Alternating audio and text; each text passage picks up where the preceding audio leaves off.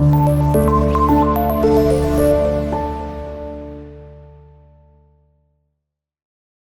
Class, अस्सलाम वालेकुम। My name is Babar Arshad and I am your physics teacher. उम्मीद है जी आप सब खैरियत से होंगे। आज हम चैप्टर नंबर 5 का एक नया टॉपिक करने जा रहे हैं जिसका नाम है renewable and non renewable energy sources. तो सबसे पहले आप लोगों ने याद रखना है जो रीन्यूएबल एनर्जी सोर्सेज है, रीन्यू का मतलब जो दोबारा बन सके, वो वाले एनर्जी के रिसोर्सेज जिनको, अच्छा एनर्जी रिसोर्स का मतलब जहां से हमें एनर्जी मिलती है उसे आप एनर्जी रिसोर्स कहते हैं या सोर्स कहते हैं। तो वो वाले एनर्जी रिसोर्सेज जो दोबारा बन सके या जिनको नए रिसोर्स रिप्लेस कर सके, उन एनर्जी सोर्सेज को हम बोलते हैं they are renewable energy sources. इसके कॉरेस्पॉन्डिंग में दूसरा जो है वो आपके पास क्या है, नॉन रीन्यूएबल।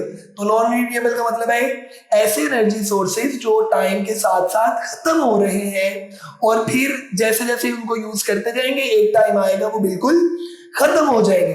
तो ऐसे एनर्जी रिसोर्सेज को हम क्या कहते हैं, नॉन रीन्यूएबल एनर्जी सोर्सेज। तो आइए बोर्ड की तरफ चलते हैं। सबसे पहले हम डिस्कस करेंगे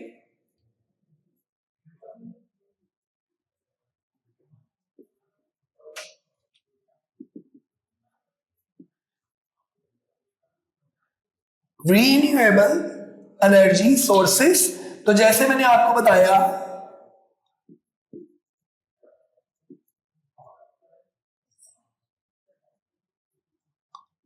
the resources of energy which are replaced by new ones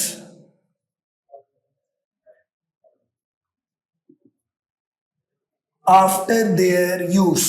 तो ऐसे energy resources which are replaced by new ones after their use, तो उन एनर्जी सोर्सेस को हम क्या बोलेंगे, रीन्यूएबल एनर्जी सोर्सेस। अच्छा, अब इसमें एग्जाम्पल के तौर पे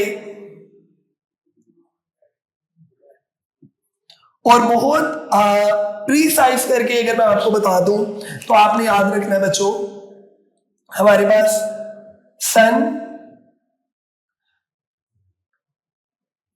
एयर और वाटर, जहां जहां पर ये तीन चीजें इस्तेमाल होती हैं, ये वाले एनर्जी रिसोर्सेज को हम क्या बोलते हैं, दे आर रीन्यूएबल। आपको पता है सन हमेशा क़यामत तक जो है वो कायम रहेगा। इसी तरह एयर के जरिए जो एनर्जी हासिल कर रहे हैं वो भी आपको हमेशा मिलती रहेगी, और वाटर के थ्रू। तो इससे पिछले टॉपिक में आपने जितनी बातें, जितने एनर्जी की फॉर्म्स पढ़ी थी उसमें मैं आपको बता देता हूं आपने क्या क्या डिस्कस किया था। हमने हाइड्रो इलेक्ट्रिसिटी पढ़ा। हाइड्रो इलेक्ट्रिसिटी का मतलब था पानी के जरिए जो आप इलेक्ट्रिसिटी बनाते हैं वो आपके पास क्या कहलाती है, हाइड्रो इलेक्ट्रिसिटी। इसी तरह हम लोगों ने हाइड्रो इलेक्ट्रिसिटी के अलावा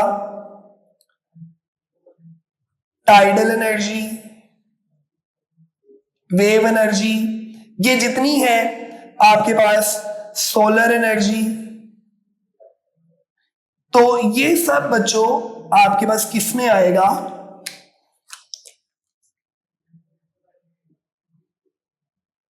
ये आपके पास आ जाएगा रीन्यूएबल एनर्जी सोर्सेस में। तो ये इस तरह से बहुत आपने इंपॉर्टेंट शॉर्ट क्वेश्चन के तौर पे इसको याद रखना है। देखें फॉर एग्जांपल हम डैम्स के अंदर जो सोर्स यूज करते हैं वो आपके पास है वाटर। अब वाटर नहीं हमेशा रहना है, आपको पता है वाटर जब इवेपोरेट होता है धूप के जरिए, डिफरेंट प्रोसेसेस के जरिए, अब वो क्लाउड्स में ऊपर चला गया, जब बारिश होगी दोबारा पानी नीचे आएगा और डैम्स में स्टोर होता जाएगा। डैम्स में हम उसी पानी को नीचे फॉल करवाते हैं और दोबारा वो टरबाइन घूमेगी, जनरेटर चलेगा और जनरेटर के चलने से इलेक्ट्रिसिटी जो है वो प्रोड्यूस होगी। तो इसका मतलब है ये प्रोसेस तो इसी तरह हमेशा चलता रहेगा।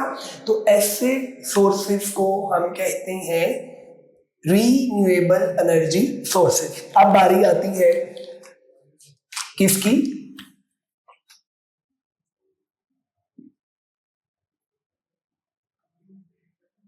Non renewable energy sources. अच्छा, तो non energy renewable energy resources कौन से होंगे?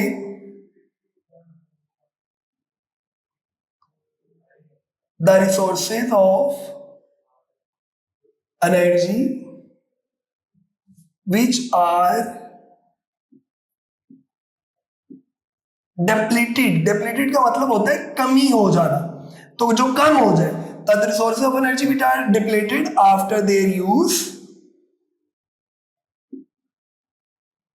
और आप इसको यूं भी डिफाइन कर सकते हैं, the resources of energy which are not replaced by new once.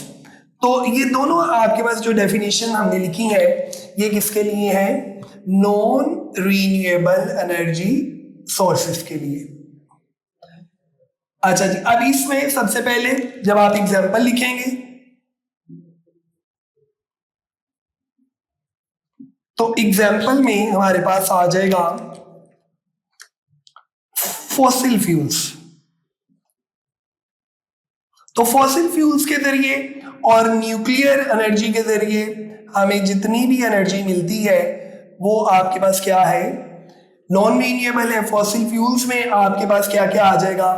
Coal, oil और गैस। तो बच्चों ये आपके पास जो है ये किसकी टाइप्स है? नॉन रीन्यूएबल की। आप वक्त के साथ साथ जैसे जैसे इनको यूज कर रहे हैं ये कम होते जा रहे हैं और एक टाइम आएगा ये खत्म हो जाएंगे, because they took million of years for their formation. इनको बनने में हजारों लाखों साल लगते हैं, फिर जाकर ये बनते हैं।